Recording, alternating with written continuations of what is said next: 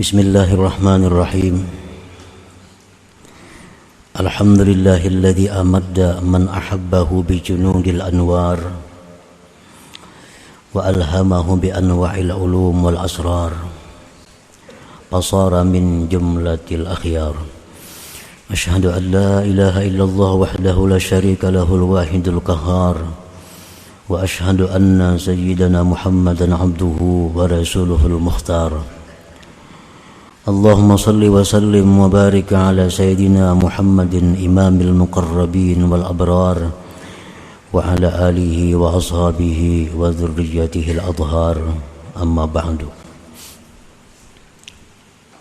Yang kita hormati, kita cintai para habaib dan para alim ulama, para muhibbin, hadirin hadirat rahimakumullah. Alhamdulillah, puji dan syukur kehadirat Allah Subhanahu wa ta'ala yang telah membukakan hati kita untuk hadir di majlis yang penuh rahmat dan berkah ini.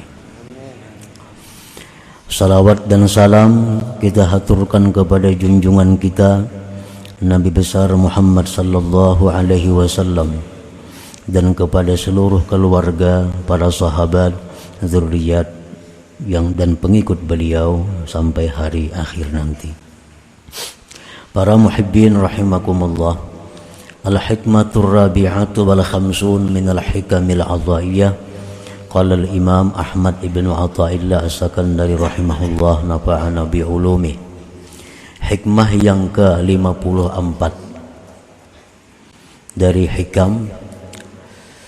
Berkata Imam Ahmad ibn Athaillah as-Sakandari rahimahullah, an-nur jundul qalbi kama anna zulmata jundun nafsi, fa idza arada Allah ay yansura 'abdah amaddahu bi junudil anwar wa qata'a anhu madadaz zulami wal aghyar. Yang artinya, bermula cahaya, baik itu cahaya yang disebut dengan nur bidayah atau nur wasatiyah atau nur nihaiyah. Cahaya itu adalah pasukannya hati. Cahaya itu adalah pasukan hati, tentara hati. Sebagaimana bahwa kegelapan itu tentaranya nafsu. Kegelapan itu tentaranya nafsu. Maka apabila Allah menghendaki menolong hambanya, maka Allah perkuat hamba itu dengan tentara-tentara cahaya itu. Dan Allah putuskan daripadanya bantuan kegelapan.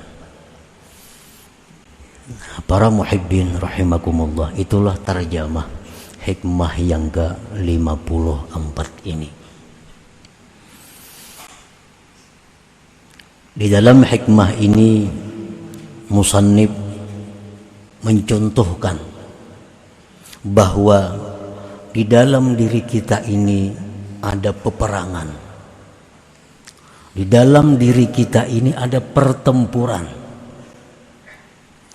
Pertempuran di mana pasukan putih yang menuju keridhaan Allah selalu berperang dengan pasukan hitam yang membawa kepada kemurkaan Allah.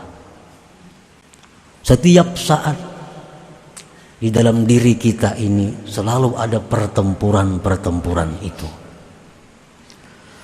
Maka apabila Allah menghendaki seorang hamba itu menjadi kekasihnya, maka Allah perkuat pasukan-pasukan cahaya, pasukan-pasukan putih sehingga dapat mengalahkan pasukan-pasukan nafsu, pasukan hitam.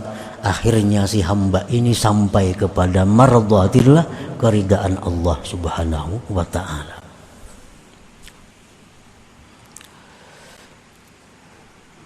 Idza syara'al 'abdu bis-sayr ila mardhatillah aqahu an-nafsu wa junduha bi anwa'il awaik fawaswasat fi qalbihi taswipat taubah wa usraha kay la yasilal 'abdu ila maqsudihi min naili mardhatillah. Hikmah yang ke-54 ini masih berkaitan dengan hikmah-hikmah sebelumnya yang membicarakan tentang cahaya-cahaya itu. Seorang hamba yang berada di dalam kegelapan, seorang hamba yang berada di dalam ketidakpastian seperti kita, kadang-kadang dimenangkan oleh kebaikan, kadang-kadang kita terjerumus ke dalam dosa, kadang-kadang kita sehari ini banyak dosanya, kadang-kadang macam-macam, karena kada ada ketentuan, kada ada arah yang dituju. Ini keadaan seorang hamba pada umumnya. Nah, pada saat seorang hamba ini tidak ada arah, pada saat kita ini tidak ada arah yang mesti ditempuh kemana, Allah memberikan kita cahaya. Nah, dengan cahaya itu lalu timbul di dalam hati kita satu keinginan untuk menuju satu tujuan, keridaan Allah. Timbul di hati kita dorongan yang kuat untuk menuju jalan yang dicintai Allah. Dalam hikmah sebelumnya, cahaya ini diumpamakan oleh musannif ini dengan tunggangan atau kendaraan, bahwa cahaya itu adalah laksana tunggangan yang menyampaikan seorang hamba kepada keridhaan, kecintaan Allah Subhanahu wa ta'ala. Nah, para muhibbin rahimakumullah, apabila cahaya ini sudah ada diberikan Allah kepada kita, tunggangan ini sudah ada, kendaraan sudah ada di depan kita, makanannya, bekalnya, BBM-nya sudah ada, dan kita sudah mulai berjalan dengan cahaya itu selangkah demi selangkah menuju keridaan Allah. Sembahyang sudah teratur, menuntut ilmu sudah terjadwal, membaca wirid sudah aktif sesuai waktu yang ditentukannya. Nah, ini sudah jalan kendaraan kita ini menuju kepada yang dicintai Allah. Nah, di tengah perjalanan kita itu kita akan dihadang. Nah, kita akan dihadang oleh nafsu dan tentara-tentaranya. Aqahun nafsu wa junduha bi anwa'il awaik, dengan macam-macam rintangan, macam-macam halangan, sehingga kendaraan yang kita tunggangi ini tidak akan bisa mulus sampai kepada keridhaan Allah. Ada halangannya. Nafsu dan pasukannya. Pasukan nafsu ini siapa? Syaitan, pasukan nafsu. Kadang-kadang bisa anak kita sendiri menjadi prajurit nafsu. Istri kita sendiri menjadi tentara nafsu yang menghadang kita. Orang tua kita, mertua kita, siapapun bisa menjadi pasukannya nafsu ini. Nah, ini yang menghalangi kita untuk menuju terus ke jalan yang diridai Allah itu. Para muhibbin rahimakumullah, nafsu ini dan tentaranya tadi menghalangi kepada kita. Pertama-tama yang dihalanginya agar kita ini jangan bertobat. Nah, kaina dulu tobat itu.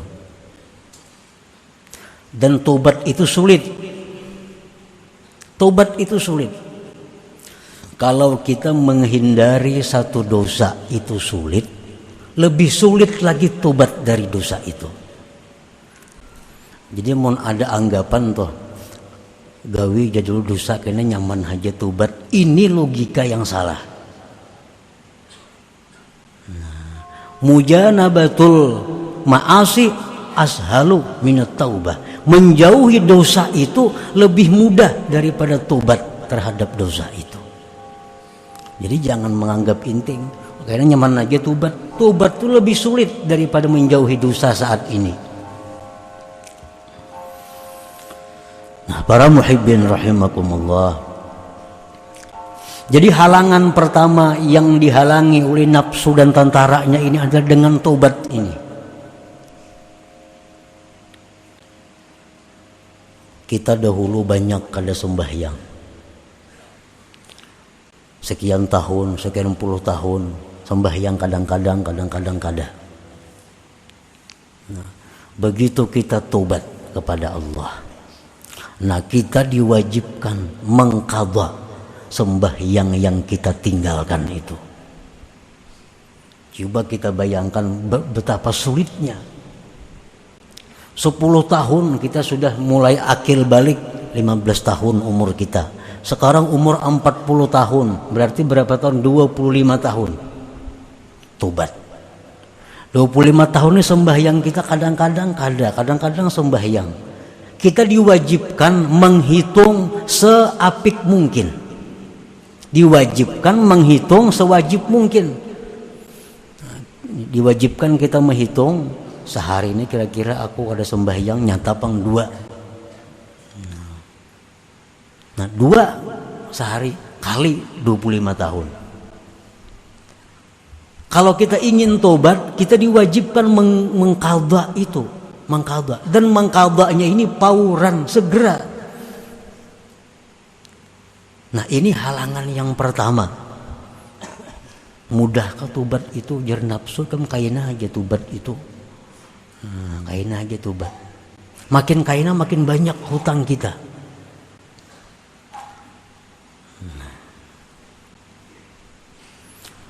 Nah yang kedua, halangan tobat ini adalah tobat daripada menzalim, menganiaya makhluk. Kita pernah menganiaya orang dengan tidak benar, melukai orang, menyakiti orang. Ini menganiaya. Nah kalau kita tobat, kita dituntut untuk meminta halal kepadanya. Minta halal. Nah, ini kada gampang minta halal ini.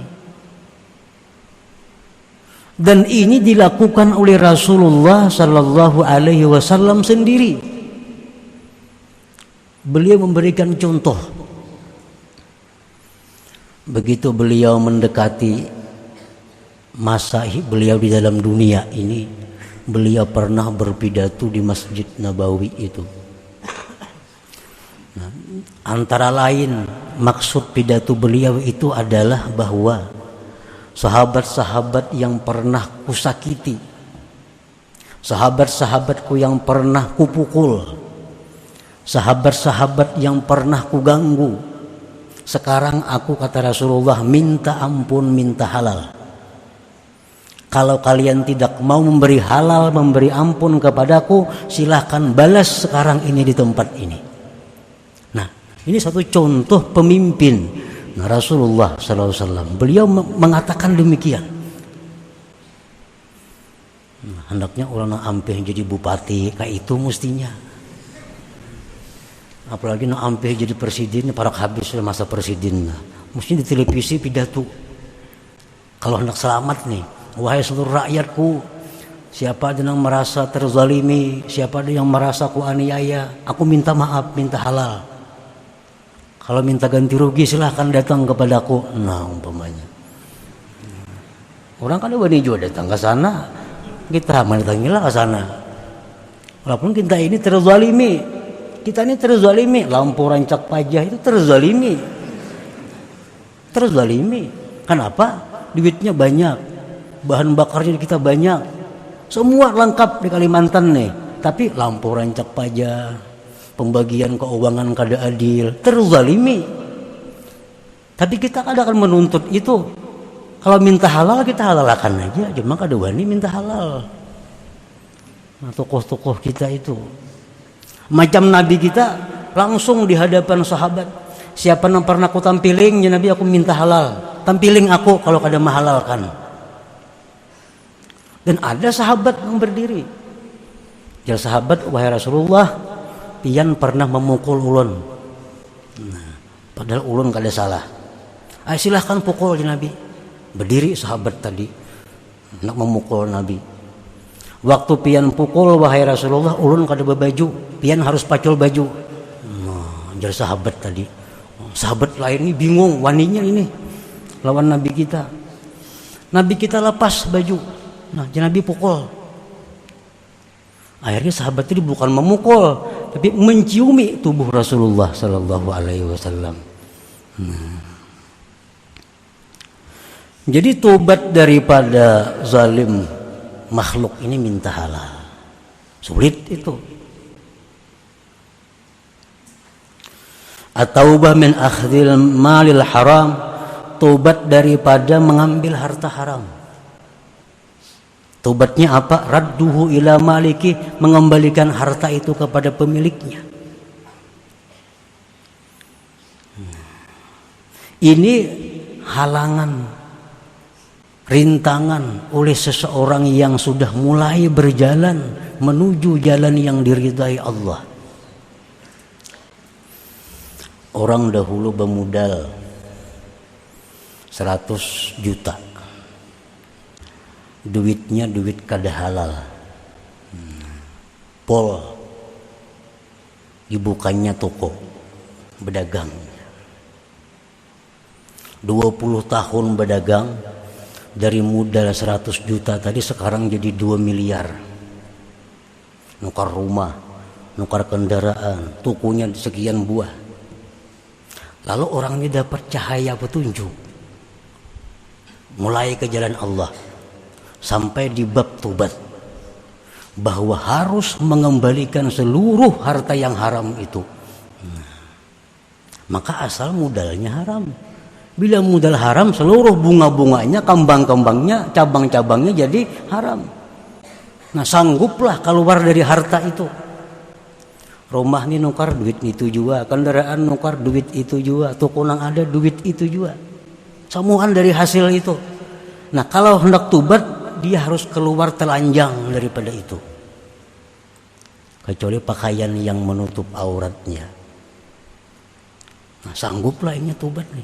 Ini halangannya, halangan yang dilaluinya. Orang yang bekerja di pekerjaan haram, bekerja di mana misalnya di pabrik minuman keras, atau orang ini bekerja sebagai pekerja di tempat-tempat karaoke, tempat-tempat maksiat. Nah, gajinya sekian juta setiap bulan. Dia harus melepaskan pekerjaannya itu. Nah, sangguplah ini. Ini halangannya orang menuju ke jalan Allah ini. Fa iza aradallahu ayyan sura 'abdahu wa yaj'alahu min ahbabihi, apabila Allah menghendaki menolong hamba ini dan menjadikannya kekasihnya, amaddahu, Allah bantu orang ini. Nah, nyaman aja. Kalau Allah menghendaki si fulan ini jadi kekasihnya, Allah bantu caranya dengan mudah, dengan mulus mengatasi semua masalah-masalah yang berkaitan dengan tobat tadi contohnya. Dengan apa Allah memperkuat? Pertama, bil yakin, dengan yakin. Arti yakin itu apa? Ada musyak, tiada ragu-ragu. Sedikit pun tidak ada ragu-ragu. Contohnya yakin yang kayak apa Contohnya yakin, Baitullah itu andaknya di Mekah. Yakinlah kita. Baitullah, Ka'bah itu andaknya di Mekah. Yakin kita tuh, sedikit pun kada ragu-ragu. Nah, Allah beri hamba ini yakin. Nang apa nang diyakininya? Wa'dallah wa dhamanahu, janji Allah dan jaminan Allah. Ini diyakininya. Diberi Tuhan hamba ini keyakinan terhadap apa yang dijanjikan Allah, apa yang dijamin oleh Allah. Apa janji Allah contohnya? Walladzina jahadu fina lanahdiyannahum subulana. Ujar Tuhan, siapa-siapa yang sungguh-sungguh menjalani jalan kami, pasti akan kami beri petunjuk kepada jalan kami itu. Kalau kita ini bertikad bujur-bujur hendak sampai kepada ma'rifatullah, Allah pasti akan memberi petunjuk itu. Nah, ini firman Allah. Allah beri hamba ini yakin dengan itu. Nah, yakin. Allah berjanji, wa may yattaqillah yaj'al lahu min amrihi yusra. Orang-orang yang takwa kepada Allah, Allah jadikan urusannya itu mudah, nyaman. Nah, jadi orang ini seandainya taubatnya ini harus menyerahkan seluruh hartanya karena memang dari yang haram, diberi Allah orang ini keyakinan bahwa kalau engkau berbuat itu digantikan oleh Allah dengan yang lebih daripada itu. Nah, diberi Tuhan ini hamba keyakinan. Nah, lalu si hamba ini berani melepaskan seluruh hartanya yang didapat dengan jalan yang haram tadi. Nah, maka dia lalu bisa meneruskan perjalanannya untuk menuju kepada keridhaan Allah tadi. Allah beri keyakinan. Nah, tapi kalau Allah menghendaki si hamba ini kehinaan, maka hamba ini tidak diberi keyakinan oleh Allah sehingga dia timbul keraguan-raguan. Mun aku balapas pada hartanya, kemana aku lagi begana? Kayak apa aku lagi makan? Kayak apa aku menyekolahkan anakku? Kayak apa aku bayar kredit motor, kredit mobil? Kayak apa aku mengatasi itu? Nah, kalau orang dikehendaki Allah kehinaan, dia akan ragu-ragu dengan itu. Ragu-ragu. Padahal dengan jelas Al-Quran mengatakan kalau dia melepaskan diri dari seluruh harta yang haram itu, Allah jadikan mudah. Dan Allah berikan rezeki yang tidak terduga-duga, yang lebih baik daripada harta yang selama ini dipegangnya, dimilikinya. Nah, keyakinan ini yang dikatakan Nabi sesuatu yang sangat mahal, yang hanya diberikan Allah kepada hamba-hamba yang tertentu. Keyakinan itu. Orang begawi ini gaji 10 juta sebulan, tapi ini digawian ini kada kawa kada berdosa, berdusta. Ini duduknya di jabatan ini, nah maka di jabatan ini kada kawa jujur. Atasannya ini ada nang mahantamnya ini. Hendak jujur kayak apa? Kada kawa jujur. Mesti beculas tahun bawahan kayaknya. Nah, kalau orang ini diberi Allah cahaya dan dia berperang dalam dirinya, Allah perkuat dengan keyakinan, dia akan keluar dari jabatan itu. Pasti keluar. Allah pun pasti akan memberikan dia kedudukan yang lebih baik, lebih terhormat daripada itu. Tapi kalau Allah lawan hamba ini kada sayang, Allah ingin menghinakan hamba ini, lalu ini ragu-ragu. Aku ambis ini kemana aku begawi, kemana aku memberi makani anak, kemana ini, kemana itu. Nah, sampainya mati keraguan nangka itu lagi dalam hatinya. Ini kalau Allah menghendaki kehinaan seorang hamba itu.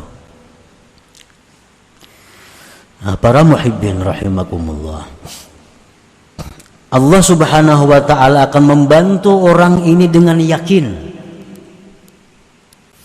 Tetapi bantuan Allah ini aglabiyahnya, sunnatullahnya mesti diusahai.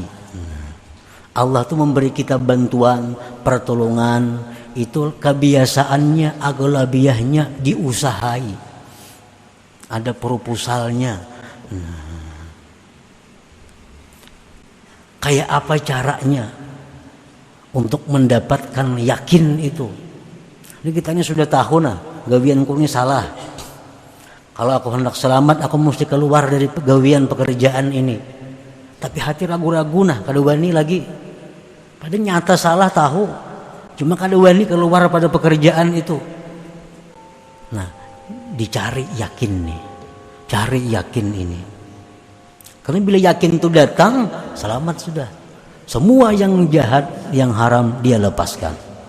Karena dia yakin, dia takwa, dia akan ditolong oleh Allah. Rasulullah SAW bersabda, ujar Nabi kita, ta'allamul yakin. Pelajari yakin itu. Hendak dapat yakin itu, belajar yakin. Imam Ghazali mensyarahkan hadis itu, maknahu jalisul mukinin wastami'u minhum ilmal yakin wa wazibul iqtida'a bihim liyaqwa yakinukum kama qawiya yakinuhum. Itu sarah hadis tadi. Ujar Nabi kita, belajarlah ilmu yakin. Artinya apa? Duduklah kamu kepada orang-orang yang yakin. Kawani orang-orang yang punya keyakinan. Dengarkan daripada mereka keyakinan mereka. Selalu ikuti mereka agar yakin kamu kuat seperti yakin mereka. Nah, cari orang-orang yang pernah berhasil dengan keyakinannya itu. Sidin tuh bahari bagawi di situ haram, tapi sidin wani keluar. Sekarang sidin sugih pada dahulu. Nah, datangi sidinnya. Kayak apa pian bahari nang kayak itu? Aku sidin yakin. Nah, yakinnya ini yang kita cari, kita pelajari. Cari orang-orang yang yakin. Kemanapun mereka, ikuti mereka. Sekedudukan dengan mereka. Sehingga yakin yang ada pada diri orang itu memancarkan ke dalam hati kita. Hati kita pun ikut menjadi yakin akhirnya. Itu kalau hendak dapat keyakinan. Amun dikawani orang yang kali yakin, bertambah kali yakin. Orang yang mencari keyakinan nangka itu nah, duduk di warung, dudukan di gardu, bertambah kali yakin hati. Duduk di tempat-tempat orang yang yakin, maka keyakinan orang itu akan memancar tembus ke dalam hati kita yang kali yakin ini. Liyaqwa yakinukum kama qawiya yakinuhum, agar kuat yakin kamu, ujar Nabi sebagai ujar Imam Ghazali. Kata Imam Ghazali, liyaqwa yakinukum, agar kuat yakin kamu kama qawiya yakinuhum, sebagaimana kuat yakin mereka itu. Nah, para muhibbin rahimakumullah, selanjutnya hikmah yang ke-55 minal hikam athaiyah. Nabi sallallahu alaihi wasallam, Al-Fatihah.